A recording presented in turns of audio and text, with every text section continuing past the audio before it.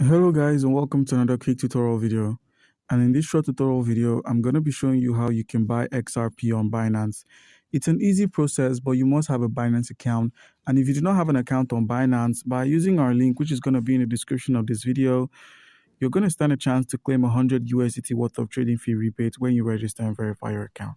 So guys, once you've logged on to Binance with a verified account, please make sure you head over to the deposit section and click on the deposit icon here and simply deposit your USDT in any of the available networks. So click on USDT and select any of these networks and get the address and deposit your USDT.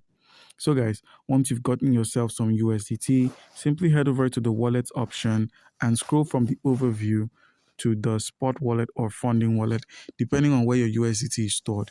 Now, with your available USDT, simply click on the transfer option and select the USDT and simply transfer your USDT over to the spot wallet. Reload to make sure or confirm the transaction. Now, once your USDT is on the spot wallet, simply head over to the home section and select the markets down here. Once you've selected the market, simply search for the coin pair XRP USDT.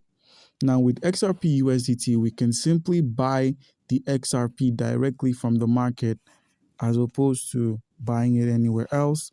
So simply enter an amount of USDT you wish to spend. So let's say the minimum 5.5.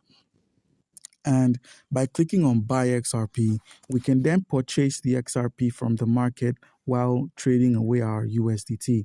And it goes the same way for sell. You can sell your available XRP for USDT. It's really easy. All you need to do now is simply click on the buy XRP and an order would be placed. So click on buy XRP. And once that's done, an order would then be opened and you would find that your XRP is now on your wallet.